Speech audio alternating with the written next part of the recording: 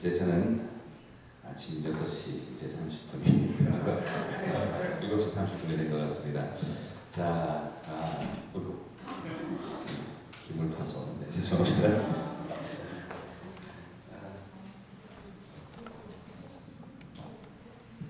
네, 제가 이제 여러분하고 같이 함께 이렇게 같이 교제를 나누면서 또 참 내일까지 이제 많은 기대감이 있습니다. 오늘도 큰 우리 하나님의 위로와 회복이 있게 되기를 주님의 이름으로 축복합니다. 자, 날 때부터 안전뱅이였다 하는 사람의 이야기가 오늘 나옵니다. 저는 이 날 때부터라고 하는 표현이 되게 마음에 걸렸어요.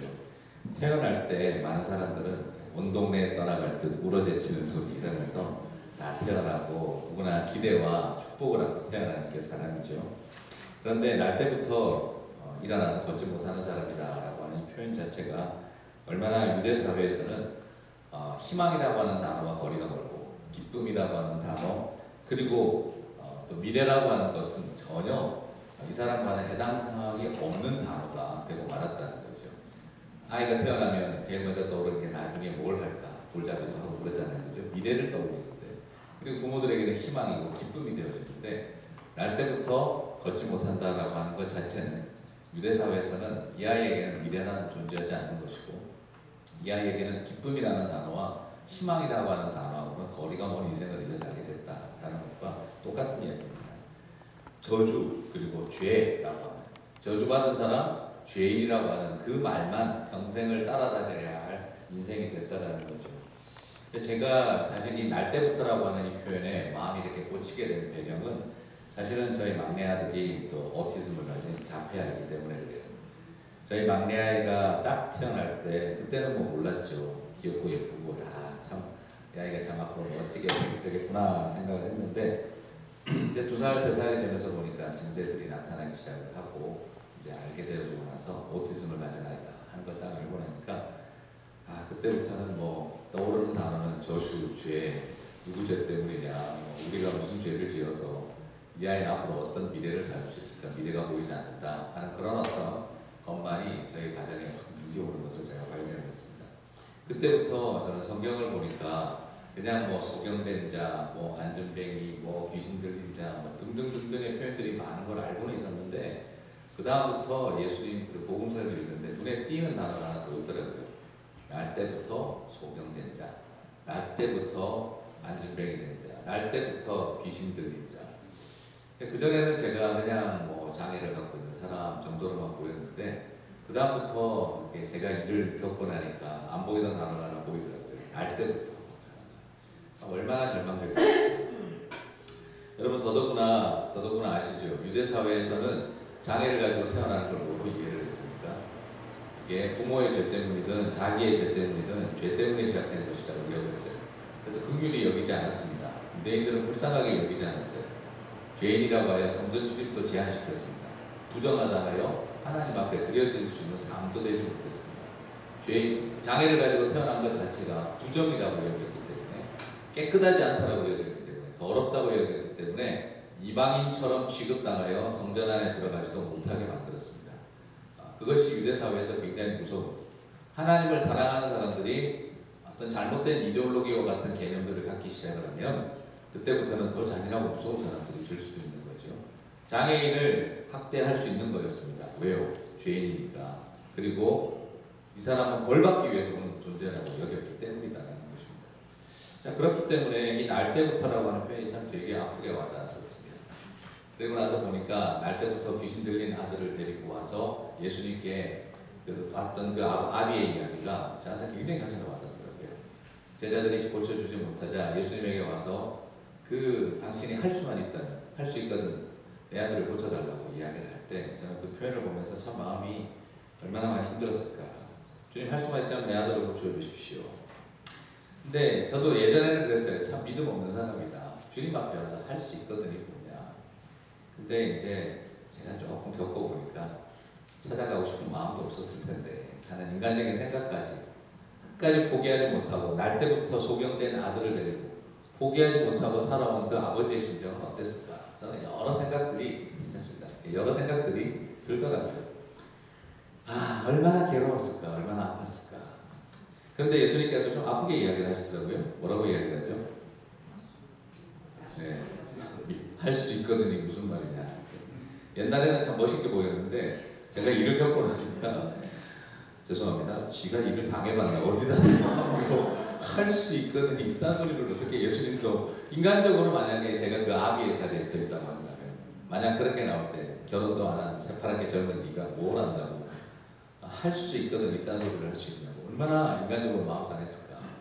근데 그 아버지가요, 주님 저의 믿음 없음을 용서하소서 내가 믿나이다 하는 그 부분이 저는 얼마나 그게 아픈 이야기였을까요, 그죠? 근데 그냥 안 겪어볼 때는 그냥 참 믿음 없는 사람이 함부로 이야기한다. 예수님 쿨하게 멋지게 딱 정신 번쩍 뜨게 하시는구나가 아니라 그 얼마나 그 자리가 힘든 자리였을까 하는 걸 알겠더라고요. 그 다음부터 저는 그 말씀을 좀 바꿔서 읽습니다. 할 수 있거든이 무슨 말이냐. 믿는 자에게 능치 못할 일이 없느니라. 이거를 저는 요즘 이렇게 약간 바꿔 다르게 읽어요. 할 수 있거든이 무슨 말이냐. 모든 믿는 애비에게 능치 못할 일이 없느니라. 저는 그때 그 아비의 심령으로 와 있던 그 사람의 마음이 어땠을까 여러 생각을 한번 해봅니다. 자, 이렇게 사람의 삶 속에 이 날 때부터라는 말, 그건 정말 오랜 세월이 절망이고 평생이라고 하는 말의 의미가 별로 없는 굉장히 그런 절망의 이야기가 되겠죠. 날 때부터 안진뱅이다, 이 말은 세 가지 고통을 갖고 있다는 뜻입니다.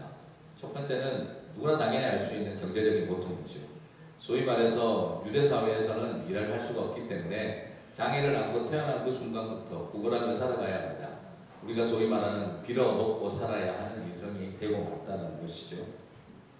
그래서 항상 자신의 어떤 유대사회가 굉장히 강력한 체면 문화가 있는 사회인데 소위 말해서 부끄럽고 황망하고 그런 인생을 당연하게 받아들이며 살아야 할 인생이 됐다라는 것입니다. 두 번째 고통은 또 육체적인 고통입니다. 장애를 안고 평생을 살아야 한다는 것. 아무리 구걸하며 살아가서 입에 풀칠을 나고 살아가도 내 본질적인 문제를 해결할 수가 없다라고 하는 그 절망이 그의 인생에는 두 번째 고통인 것입니다. 그런데 세 번째 고통은요, 육신의 장애를 죄로 보고 부정한 자로 여기는 유대인들에게 하나님 앞에 버림받았다라고 여겨지는 영적인 고통입니다. 인생에겐 경제적인 고통도 있고 육체적인 고통도 있지만 더 큰 고통은요, 영적인 고통입니다. 넌 하나님의 자녀가 아니다. 얼마나 남모르는 죄가 있었으면 저런 병을 가지고 태어나가지고 저 고생하다가 저렇게 살아가느냐 하는 이런 어떤 시각들 속에서 가지는 그 편견과 눈빛들이 그의 인생을 정말 고통스럽게 하는 것이죠. 첫 번째 고통은요, 그래도 빌어먹고 살아야 하고 부끄럽지만 익숙해지면 삽니다. 육체적인 고통도 한 10년 지나고 나면 적응합니다. 아무리 장애를 갖고 태어나도 그냥 나름대로 사는 법을 배웁니다. 그런데 죽어도 없어지지 않는 고통이 하나 있을 거라고 한다면 영적인 고통이라는 거죠. 저주 아래 있는 죄인이라는 것. 사람들은 전부 다 성전에 가서 예배를 드리고 제사를 지내고 있는데 부정한 너는 들어올 수 있느냐? 당연히 못 들어오죠. 그러니까 이런 장애를 가지고 태어난 사람들은 빌어먹고 살아가기 위해서 안식일날 남들은 제사 지내러 가는데 다 어디에 가 있어야 됩니까? 성전 밖에서 있어야 되는 거죠. 성전 안에서 들려오는 찬양의 소리, 성전 안에서 들려오는 말씀의 이야기하고 우리는 아무런 상관이 없다. 그래서 성전 안의 인생이 아니라 성전 밖에서 부정한 더러운 죄인으로서 늘 밖에 있어야 하는 존재라는 거예요. 여러분 다 남들 하나님 앞에 예배 드리는데 넌 더러워서 안 돼. 여러분 그거 어떤 충격이실까요? 예배 드리러 들어오는데 너 같은 더러운 것은 못 들어와. 부정하다는 거죠. 한마디로 더러운 자, 너를 태어나는 거죠. 그것 때문에 못 들어온다고 할 때 그 밖에 입구에 서 있는 자의 심정. 나는 이스라엘에 살고 있지만 이스라엘 사람이 아니다. 나는 하나님의 백성들 사이에 살고 있지만 나는 부정하고 더러운 자다라고 하는 것만큼 인간에게 당할 수 없는 고통이 또 있겠느냐라고 말하고 싶어요. 자, 오늘 이 안진뱅이 희망 없는 인생이지만 그래도 먹고는 살아야 되니까 성전 앞으로 나왔습니다. 오늘따라 우리 좋았는지 제일 좋은 자리에 앞에 있었어요. 성전 미문, 아름다운 문이죠. 그죠? 미문이라고 말하는 그 정말 얼마나 문이 아름답고 의미가 있는지 그거 외적인 것보다 그렇게 이름을 붙일 만큼 아름다움의 문 앞에 섰습니다. 사람들이 가장 많이 출입하는 곳이에요. 구걸하기에 가장 좋은 자리에 앉았습니다. 그러나 성전 바뀝니다. 그렇죠? 그것이 그의 현실이었습니다. 자, 그렇다고 한다면 이런 삶의 자리에 앉아있던 이 안진뱅이에게 오늘 인생이 완전히 뒤집어지는 역사가 일어났습니다. 그가 인생을 살아가면서 여러 종류의 사람들을 만났어요. 그죠? 여러 종류의 사람들을 만났는데 아마 첫 번째 고통을 해결해 주는 사람도 그의 인생에 많았을 겁니다. 성전 앞에 앉아서 몇십 년을 구걸을 하고 살아봤으면 이제 나름대로 단골도 생겼겠죠. 그렇죠? 아유 김지사님 오늘 그냥 예배드리고 나오는데 얼굴 표정 좋으시네. 그 은혜 조금만 나눠주면 안 될까? 뭐 이러면서 이렇게 오시면 이제 벌써 그죠? 한 30년 구걸 했으면 또 그냥 좋은 문 앞에 딱 앉아 있으면 사람들이 던져주고 또 친하게 지내는 사람들도 생길 거고, 그러면 또 유대 사람들은 선을 행해야 된다는 생각들이 강하니까 그냥 그런 어떤 안전뱅이들에게 돈 던져주는 사람들, 좋은 고객들이 있었을 것입니다. 그죠? 그래서 나름대로 자신의 경제적인 고통을 해결해주는 사람을 그의 인생에서는 많이 만났을 거예요. 근데 또 두 번째 종류의 사람은 어떤 사람일까요? 그의 육체적인 고통을 조금씩 잊게 해줄 만한 사람도 있었을 것입니다. 그의 부모와 친척들 중에는 좋은 자리 잡게 해주려고 그 문 앞으로 그 안전뱅이의 몸을 옮겨주기도 하고, 힘든 자리에서는 봉사도 해주는 사람들 많이 만났을 거예요. 그죠? 그의 인생에서 그가 만났던 사람들은 두 가지 종류의 인생들을 많이 만났습니다. 돈을 주고 지나가면서 그의 첫 번째 고통이 경제적인 고통을 좀 해결해주는 사람들, 그리고 안전뱅이로서 살아가야 할 어려운 순간들에 봉사를 해주면서 도와주면서 육체적인 고통을 조금씩 잊어줄 수 있게 해주는 사람도 만났을 것입니다. 그런데 오늘 한 번도 자기가 만나본 적 없는 사람을 만난 거예요. 경제적인 고통도 해결해주고 육체적인 고통도 잠시 잊게 해주는 사람은 많이 만났지만 영적인 고통을 해결해주는 사람은 만난 적이 없었던 사람이었잖아요. 그죠? 근데 오늘 그가 내 영적인 고통을 해결해주는 사람을 만난 거예요. 바로 베드로와 요한을 통해서 예수를 만나게 된 것입니다. 베드로와 요한도 마찬가지였고 예수님도 마찬가지였고, 그에게 육체적인 고통의 문제나 경제적인 고통의 문제를 해결해 주러 왔던 것이 아니라, 한 번도 너는 죄인이라서 하나님 앞에 제사 지낼 수 없고 예배드릴 수 없는 존재, 하나님의 백성이 아니라라고 죄 가운데 있고 저주 가운데 있는 백성처럼 여겨지고 있던 삶의 자리에서 은과 금은 내게 없으려니와 내게 있는 것으로 내게 주노니 곧 나사렛 예수의 이름으로 일어나 걸어라 라고 말했던, 전혀 다른 영적인 문제를 해결해 주러 다가왔던 사람들을 만났다라는 것입니다. 사랑하는 성도 여러분, 저는 여러분에게 이 땅 가운데 어떤 종류의 사람이 되시고 싶습니까?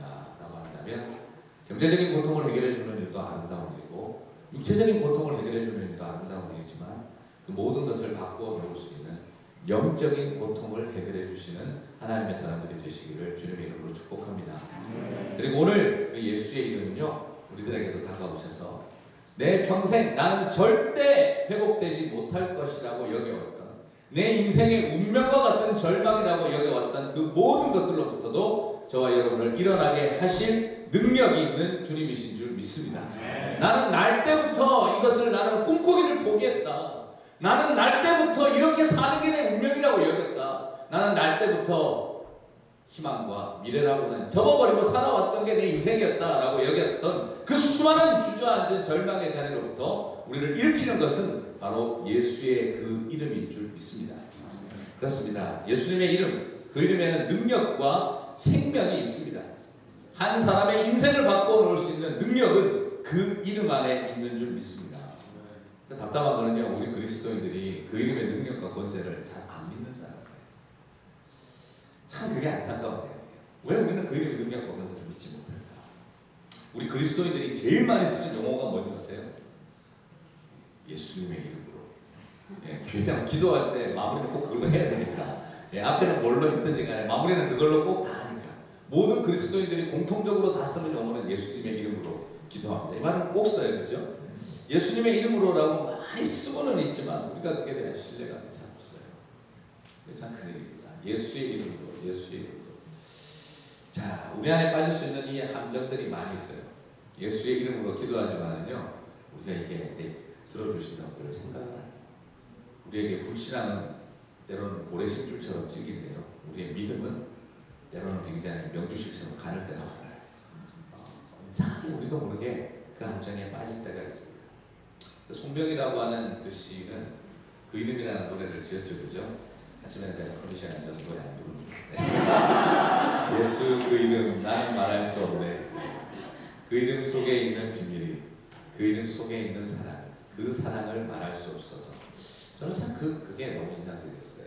평생을 뇌성마비 장애를 안고 태어나서 고통 속에 살아왔던 자매가 어떻게 그 이름이라는 노래, 예수의 이름만 들어도 지긋지긋하고 열받고 화날 텐데, 그런데 그 이름 속에 있는 비밀을, 그 이름 속에 있는 사랑, 그 사랑을 말할 수 없어서 비밀이 되었네. 너무너무 좋아서 나는 아무에게나 주고 싶지 않은 만큼 내 말이, 그 이름이 비밀이 됐다. 저는 참 이 말이 너무너무 큰 도전이었어요. 여러분, 우리가 사계명, 그 이름을 망령되이 일컫는다는 거, 그게 술 먹은 사람이 교회 앞에 와가지고 예수 있으면 나와가지고 그러면서 골뱅이 던지고 욕하고 간다고 사계명을 어기는 게 아니에요. 미국의 젊은 애들이 그냥 OMG를 외치고 OJ를 외친다고 해가지고, 오렌지 주스가 아니란 걸 아시죠? 그죠? OJ를 외친다고 해서 그게 하나님의 이름을 망령되이 일컫는 거라고 저는 말하고 싶지는 않아요. 하나님의 이름이 가장 망령되이 일컬어지는 시간이 언제인 줄 아십니까? 놀랍게도 우리가 찬양하고 예배할 때입니다. 우리가 하나님의 이름을 가장 망령되이 일컫는 시간이 우리가 찬양하고 기도하고 설교할 때일 수도 있다니까요. 아골골짝 빈들에도 복음 들고 가오리다 부르고 있는데 속으로는 어때요? 아골골짝 빈들에 복음 들고 미쳤다고 가냐? 이런 생각을 하고 있으면서 우리는 그 노래를 부르고 있어요. 집 근처에서도 힘들어 죽겠는데 아골골짝까지 가서 미쳤다고 해? 우리의 마음속에 그런 마음이 있습니다. 그리고 우리의 마음속에는 찬양하면서도 소망이 없어요. 기도하면서도 하나님 듣는다는 기대가 없습니다. 물론 하나님께서 yes, wait, 때로는 no로 응답하시기는 하시지만, 그러나 하나님이 안 듣는다는 이상한 생각들을 우리도 모르게 가지고 있어요. 그래서 오죽했으면 종교개혁 시대 때 풍자하는 글들 중에 이런 게 있습니다. 어떤 신부님이 기도할 때마다 우리의 기도를 들으시는 하나님하고 꼭 시작을 하셨대요. 그래서 우리의 기도에 응답하시는 하나님 하는데, 그런 하나님께 대답을 하신 거예요. 그래, 왜? 했더니 놀래가지고 심장마비로 돌아가셨다고 하는 그런 이야기가 있어요. 그게 그 당시 있었던 풍자의 이야기인데, 종교개혁이 일어날 때, 그러니까는 영혼 없는 기도를 그만큼 드리고 있다 이 말이에요. 믿음 없는 그냥 습관성의 언어들에 우리가 빠져 있다는 겁니다. 그리고 더 놀라운 것은 우리 자신들도 설교할 때도 그래요. 목사님, 저도요, 우리가 설교하는데 안 믿습니다. 그리고 설교를 듣는 여러분들도 안 믿고 들으세요. 많은 경우에. 우리 한국교회 비극이 뭐냐? 설교하는 목사는 변화와 역사를 기대하지 않고 설교를 하고 있고, 설교를 듣는 성도들도 변화를 기대하지 않고 설교를 듣고 있다는 거예요. 무슨 말이냐? 목사도 앞에 나서 설교합니다. 내가, 죄송합니다, 표현을 그냥 하면, 인간들에게 20년 동안 설교했다. 변하는 걸 본 적이 없다. 오늘도 마찬가지일 것이다 라고 하는 믿음을 가지고 나오는 거예요. 우리 듣는 성도님들은 어떨까요? 내가 저 인간 설교를 20년을 들었다. 내가 한 번도 내 인생에 변화가 일어나거나 가슴이 지렸던 적이 없다. 오늘도 여전할 것이다 라고 하는 분명한 믿음을 가지고 예배를 드리러 와 있으니까 그 믿음대로 역사하는 거죠. 그냥 이게 오늘 우리의 비극이라니까요. 그래서 저는 저희 교회 성도님들한테 한번 제가 미친 마음으로 그냥 이야기했어요. 오늘 설교 예배 시간에 은혜 받지 못하면 나갈 때 저한테 그냥 인상 팍 쓰고 악수하고 나가시더라고요. 저도 하나님 앞에 목숨 걸고 설교해야죠. 그러니까 여러분들도 말씀드리러 나올 때마다 그런 소망을 가지십시오. 오늘 이 말씀이 나를 살린다라고 생각하셔야지. 잘하는가 한번 보자. 이분이 결단코 어떤 역사가 일어날 수 없습니다 라고 말씀드렸어요. 여러분 아시죠? 잔이윤 씨가 한국 와서 코미디 하면서 자기가 그 이야기를 하더라고요. 저는 버벅거리는 영어 가지고도 미국에서는 잘 나갔습니다. 그런데 말 잘 통할 줄 알았는데 한국 와서 코미디가 안 돼요. 왜요? 왜냐면 미국 사람들은 발음도 악센트도 엉망인 자기가 코미디를 해도 웃으려고 온다는 거예요. 근데 한국 사람들은 와서 얼마나 잘하는지 보자, 나 한번 웃겨봐라 이러고 앉아 있으니까 너무너무 힘들다는 거예요. 한번 나 웃겨봐 이러고 쳐다보고 있는 사람들은 어떻게 웃기냐. 오늘 한번 웃어봐야지 하고 와 있는 사람들하고는 하늘과 땅이 나는 거죠. 그래서 잔이윤 씨가 했던 말 중에 하나가, 우리 한국 사람들은 정말 웃겨봐 하는 그 장벽 앞에 서서 그걸 뚫고 들어가야 돼요. 그래서 다 알아듣는 한국말을 듣는 사람들하고 코미디가 더 어렵다고 그렇게 이야기하는 걸 제가 한번 들은 적이 있는데 말이 맞아요. 우리 성도님들한테도 그런 게 있어요. 은혜 한번 줘봐. 한번 보자. 쉽지 않을걸? 이런 상태로 자, 그게 우리 안에 일어날 수 있는 현상입니다. 근데 저는 정말 우리가 그런 마음으로 예배를 드려요.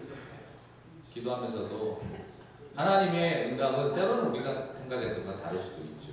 그렇긴 하지만 우리 하나님께서 우리의 기도 앞에 서 있다는 거, 내 기도를 하나님 들으시고 때로는 내가 원하지 않는 길로 인도하신다 할지라도 하나님은 우리의 기도를 아시고 계신다는 것에 대한 소망, 그것과의 싸움을 우리가 포기해버리는 것입니다.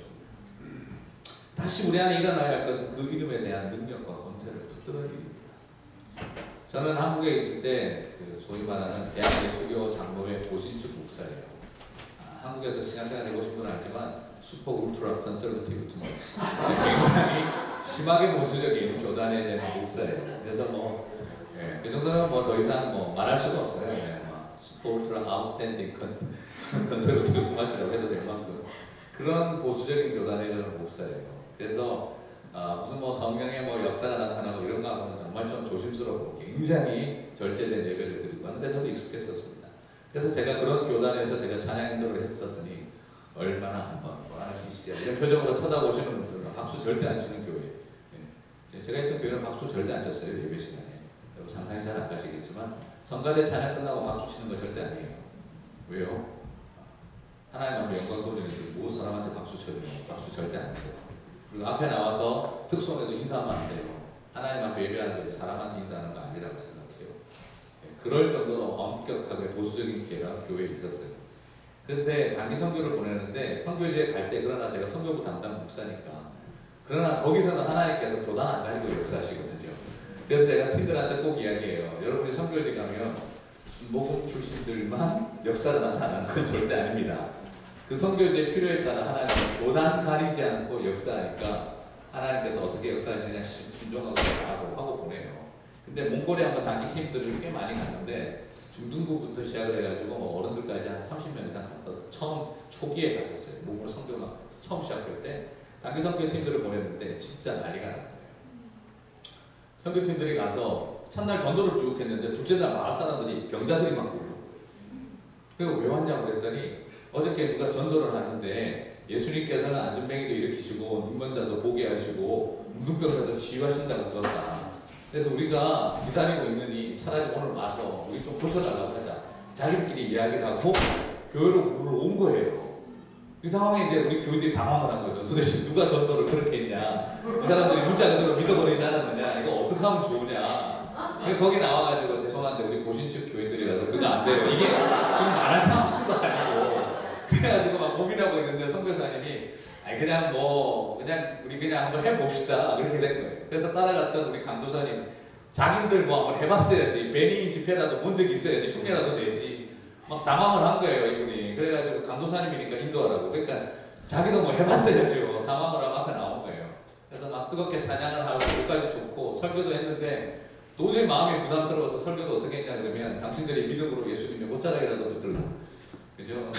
우리는 자신 없고 니네들이 믿음으로 옷자락을 붙들라 했다니까요. 그러면 주님이 지혜해 주시오. 이렇게 설교 그렇게 하고 이런 애매한 설교가 있어요.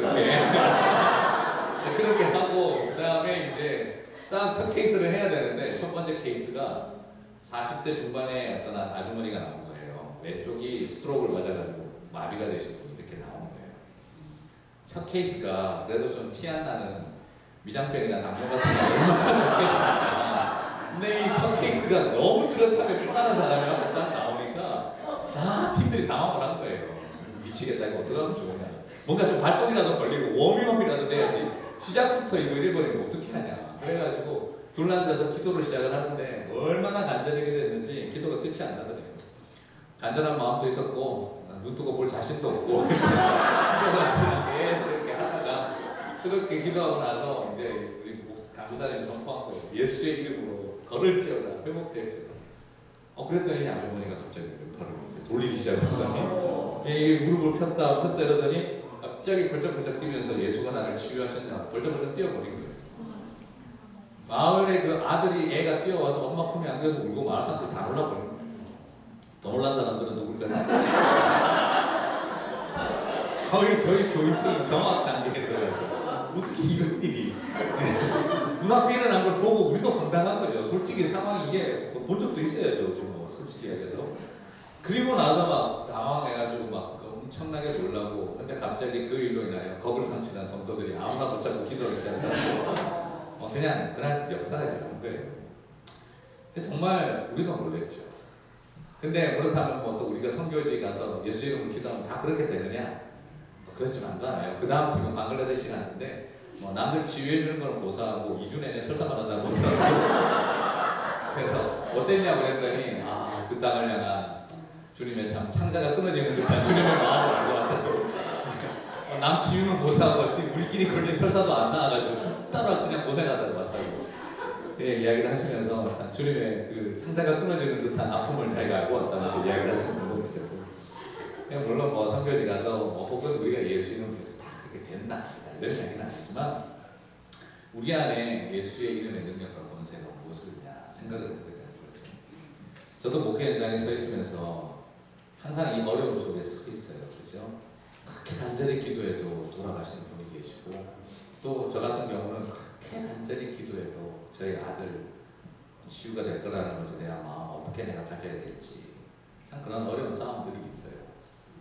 제가 아주 좋아하는 목사님 한 분도 아주 심한 중증 소아마비를 가지고 계세요. 그 목사님도 하나님 앞에 그런 기도를 했대요. 나 목사 될 때 다리 좀 고쳐달라고. 하나님 당신 하실 수 있지 않습니까? 그렇게 기도를 했다 그러시더라고요. 근데 안 고쳐주시더래요. 그래서 나중에 어떤 치유 집회, 미국 교회에서 하는 치유 집회가 있길래 그냥 지나가다가 막 하나님 앞에 한번 무관기를 한번 해봅시다는 마음으로 들어갔대요. 근데 앞에서 그 목사님, 미국 목사님 설교하는데 가슴에 못을 막 들어요. 믿음이 있으면 다 낫는다고. 그럼 나는 그럼 믿음 없어서 이 모양인가? 지금 뭐 하자는 거야? 너무 화가 났대요. 그 설교를 듣는데. 그래가지고 끝나고 나서 목사님 찾아갔대요. 믿음 있다고 다 낫습니까, 목사님? 이러니까 다 낫는다고 그러더래요. 무슨 말도 안 되는 소리를 하십니까? 믿음 가지고도 돌아가시는 분도 있고 평생 자신을 장애 안고 사는 사람도 있습니다. 나 얼마나 믿음 가지고 기도했는지 아십니까? 그랬더니, 그리고 바울도 보세요. 믿음을 안고 얼마나 기도했는데요. 그래도 하나님 안 치유해 주셨지 않습니까? 그러니까 아니라고. 바울도 나은 거라고. 미국 목사님이시고 성경도 아닌 거구나. 제정신이야 이게. 바울이 어디 나왔다는 거야? 그래가지고 아유 캐릭하고 물었다는 거예요. 어디 바울이 나왔냐고. 평생을 육체의 가시를 안고 살았는데. 그러니까 그 뒤로 바울이 기도하지 않았지 않냐. 무슨 말이냐. 바울이 그 뒤로 하나님 응답을 받았지 않았느냐. 이것이 너에게 하나님 주신 축복이고 은혜라고. 그 뒤로 바울이 기도하지 않았다는 말은 결국 무슨 말이냐. 바울의 그 마음이 치유가 된 거라는 거예요. 믿음은 육체를 치유하거나 마음을 치유하는 거라고. 그래서 어떤 믿음이든 육체를 치유하시든 마음을 치유하시든 둘 중에 하나 하시는 거예요. 형제는 아직 치유하지 못한 거 맞다고 이렇게 얘기했어요. 왜? 아직도 분노하고 있으니까. 당신이 언젠가 당신에게 장애를 놓고 기도하지 않게 되려고 한다면 당신은 치유받는 거. 그렇게 이야기해 주시더래요. 그러고 나서 목사님이 그날 드디어 자유하셨다. 이렇게 얘기하시더라고요. 나는 이제 치유받았다. 저도 비슷한 마음이에요. 우리 막내 아이 놓고 기도 좀 많이 했어요. 사실 저는 제 입장에서는 좀 하나님하고 싸움이 있었습니다. 저희 아버지 가난 말기암자로 돌아가셨고요. 저희 어머님 뇌종양 말기암자로 돌아가셨어요. 하나님 앞에 기도하면서 엄청 싸웠습니다. 하나님 제발 좀 치유 좀 해달라. 내가 예수의 이름으로 붙들고 기도할 테니. 그리고 목사입니다. 제가 목사입니다. 그리고 그때 아버님 돌아가실 때 목사 되기 전입니다. 목사 될 사람입니다. 하나님 세상에 제일 많은 간증이 안 걸렸다 낫는 거 아닙니까? 들어주십시오. 제가 저희 아버지도 그런 세월을 살아오시면 어저께 들었지만 그렇게 만난 예수인데 가난 말기가 뭡니까? 그 사업 실패해서 술 먹고 그냥 인생 다 망가졌던 그 이야기. 예수 믿게 하셨으면 살게 해주셔야 되는 거 아닙니까? 근데 그렇게 망가진 인생에 술독에 빠져서 살다가 인생 절망하고 그렇게 사시다가 예수 믿고 이제 마음 잡았는데 가난 말기라는 하나님은 너무하신 거 아닙니까? 예수를 믿게 하셨으면 뭔가 되려고 하신 거 아니었습니까? 저도 막 그런 생각이 들었는데요. 결국 하나님 제 기도에 노로 응답하시더라고요. 그리고 나서 저희 어머니 어저께 들으셨죠? 그 오랜 세월 노이로제 증세에 빠져서 살아왔다고 저희 어머니. 이젠 아버님 돌아가시기 전에 1년 5개월의 끔찍한 견뎌내고 어머니 좀 행복하게 사셨으면 했는데 아버님 돌아가시고 나서 1년 만에 뇌종양 말기라고 진단이 난 거예요. 저는 그때 막 유학가 있었고 그때 하나님 굉장히 실망했어요. 그래서 하나님 앞에 제가 기도했거든요. 이번만큼은 들어주셔야 됩니다. 반은 해주셔야죠. 50대 50은 해주셔야지. 100%안 되는 건 곤란하지 않습니까? 그럼 그렇게 되면 저 앞으로 목사 못합니다. 안 합니다. 그러면서 제가 버텼어요. 저희 어머니 뇌종양 수술 들어가서 기적의 소리를 기다렸어요. 근데 돌아가셨어요. 그래서 하나님 앞에 원망했습니다. 그리고 제 여동생, 정말 행복하게 살아서 여동생 하나 있거든요. 제가 우리 교회로 데리고 왔던 전도사님한테 성추행을 당해가지고 고등학생 시절에 하나님을 알고 살아가지고 교회는 못 나가겠다 하는 제 여동생이 있어요. 그래서 저는 그 여동생 볼 때마다 제 마음에 한이 있어요. 하나님 얘만큼 좀 행복하게 살게 해달라고. 근데 결국 가정폭력 때문에 이혼을 하게 됐었어요. 어머님 돌아가시고 나서 이혼을 하게 됐어요. 그리고 나서 제 마음이 너무 힘든 거예요. 그리고 큰 여동생이 전화가 와서 오빠 조울증에 빠질 것 같아. 손목에 칼을 2번을 댄 것 같다고. 어떻게 하면 좀 기도해달라고. 제가 하나님 제가 막 뭐라고 용납이 안 되더라고요. 제 마음에. 행복은 천천히 와서 한순간에 사라지고 불행은 한꺼번에 몰려와서 지겹도록 안 떠난다는 그만 이 말인가 제가 싶기도 하고 도대체 하나님 뭐 하시자는 겁니까? 막 그런 분노가 막 끌어서 오르는데 학교에서 또 전화가 온 거예요. 프리킨더 보냈는데 당신 아들이 아무리 봐도 오티즘인 것 같다. 한꺼번에 몰려 터지는데요. 제가 지금 그때는 제가 하나님을 내가 어찌 용서할 수 있을까 봐 싸우고 있던 것 같아요. 그리고 나서 하나님 앞에 기도했습니다. 하나님, 우리 막내만큼은 무조건 안 됩니다. 이제 더 이상은 내가 못 참습니다. 우리 막내는 빨리 치유해 주십시오.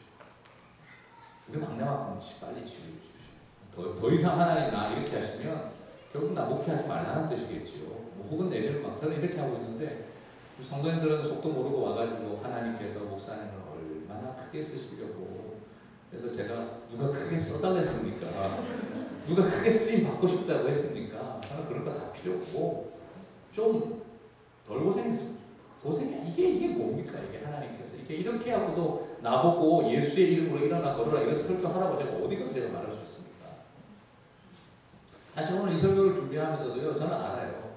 내 상황에 내가 뭘 그러니까 제가 이런 이야기 해주면 누가 저한테 와서 기도 받으려고 하겠습니까?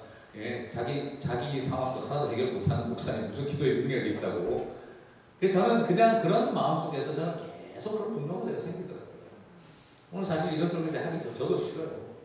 뭐 내가 내 입장에서 내가 괜히 하나라도 있어야지. 간증이라도 하지. 근데 하나님께서 제 마음에 이 설교를 하게 해주시는 것은 그래도 뭐였냐면요. 60만이 아니라 우리의 삶, 우리의 가슴의 변화. 저는 그 뒤로 지금도 이제 기도하게 되는 것은 그래서 저는 지금 참 마음이 지난번에 목사 안수, 목사 임직식 할 때 우리 사랑정직교회 담임 목사 취임할 때 오라고 할 수 있는 분이 아무도 없는 거예요. 그래서 참 그게 마음이 섭섭하더라고요. 다른 친구 목사님